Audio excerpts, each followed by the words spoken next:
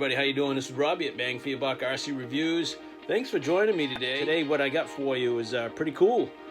Not long ago I did a video on a Remo Hobby truck. It was a 110 scale truck. It was out of the Crawler series, had a 390 motor. Very nice truck from Remo Hobbies, and so I wanted to see what was, what was out there in that price line to get people started in the crawling. So I have another very cool truck. Let's take a look at it. Here it is. This is a truck from HB Toys, guys. Some of you may say, oh, HB Toys, toy grade, and that's not for me. But for someone that doesn't have a lot of money, this might be the way to get started. There's other options out there, like the Remo I just talked about, and also the Danchi Ridge Rock. Probably one of the best crawlers you can get for the low amount of money that you pay for it. But this one from HB Toys looks pretty nice. They claim it's a 1/10 scale truck. Looks like a Ford to me. The headlights look Fordish to me. The grill sort of like a Dodge Ram. The box does say that it's 2.4 gigahertz. As far as the transmitter goes, 1/10 scale, 4-wheel drive, RTR. Got ball bearings throughout. There's splash-proof electronics, which is nice. Strength shocks. We'll see what that means. I think the shocks are probably pretty strong, but I doubt that they're oil-filled. So that's one of the compromises that you sometimes make or get when you're looking for budget and stuff. But you know what? You can always put oil grade in. And it says it has oversized tires. Very nice looking truck indeed. Comes with working headlights, working tail lights, and a working light bar on top of the roof. Not a speed demon at 15 kilometers plus per hour. Yeah, so here it is, guys, out of the box. Does not seem to be a 1/10 scale. If we grab the Remo Hobby, which I believe is more of a 1/10 scale, I think this is the HB Toys is more of a 1/12 scale, but they claim it to be a 1/10 scale. Here is the Remo Hobby next to it with some beefy tires, but it's it's what it is. A lot of these budget Chinese companies, they do seem to misscale them. Let's take a look at this again. Very nice. It does come with a balance charger, a good ration of body clips, a very nice manual. But as far as the rest of the truck goes, the tires are more compliant. The rubber is good. Very, very taut, oversprung suspension. Not at all oil filled, but very, very, very oversprung. So I imagine that this is going to bounce around quite a bit. And we'll get a look at the front of that. There is the front of the undercarriage. See those big beefy springs on there. I bet you if you had some lighter weight springs, it would be a little bit better. Got a pretty decent servo there. Everything seems to be up high as far as the electronics go. The frame everything is plastic, which is not a bad thing, because plastic does have some give and offers some strength and flexibility all at the same time. Okay, so that's the rear of the truck. Let's get the body off. I don't want to spend a whole lot of time talking about this truck. Let's get the body off. Okay, so here is the truck inside, under the canopy. The plastic seems to be very robust, very thick. They do offer hobby grade battery. This is a lithium ion 1500 milliamp hour battery. 540 size motor. There is your 2-in-1 splash proof, or yeah, splash resistant ESC and receiver.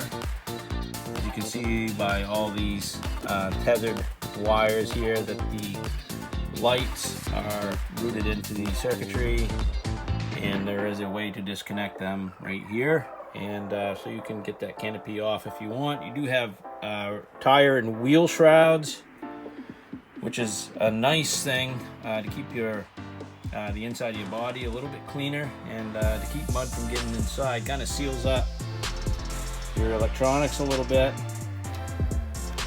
Looks like you can put a regular LiPo battery in here. This comes off like this. There you go. So yeah, you could get a you know, fairly decent sized pack. Like this Rolalo pack right here probably would fit perfect. Yeah, it would fit perfectly in there. Don't believe this has any problem running anything 2S. Yeah, the wheels look really nice. Tires are nice. What does that say? Conquerors. And as you can see, I'm not really putting much force into squeezing these, and they seem to be fairly soft for being a brand new tire. There are foams in them. These use Phillips screws, much like HPX does. So we'll see how those wheels stay on. Hopefully they stay on right and good. You do have an adjustable body post height here that you can adjust with some screw settings. I really like the looks of this. It looks really, really tough. I can't wait to get it out on the trail to show you guys. And I'm gonna surprise myself too, because I haven't run it yet. So let's take it out and see what she's got. All right, guys, we are here at the trailhead.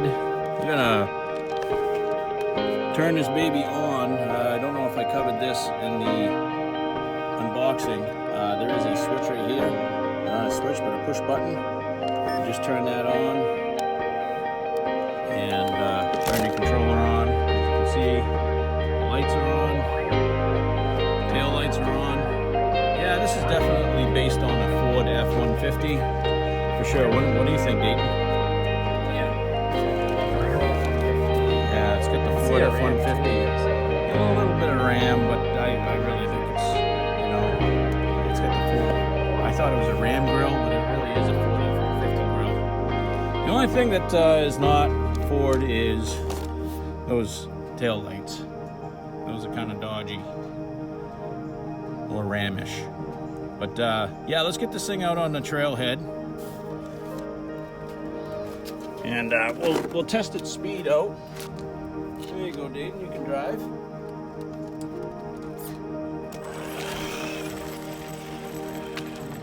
Go this way right here on the trail. Wow, it's like that's the speed.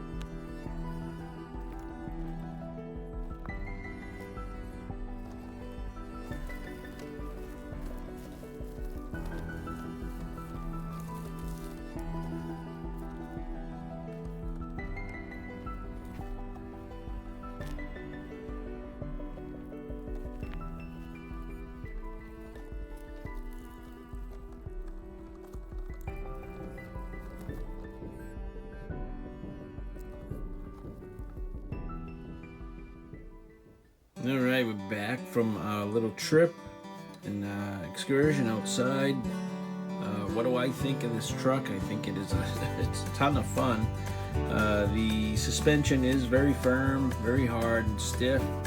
I would, if you know, it's your prerogative if you buy it, if you want to upgrade the suspension to some oil-filled shocks.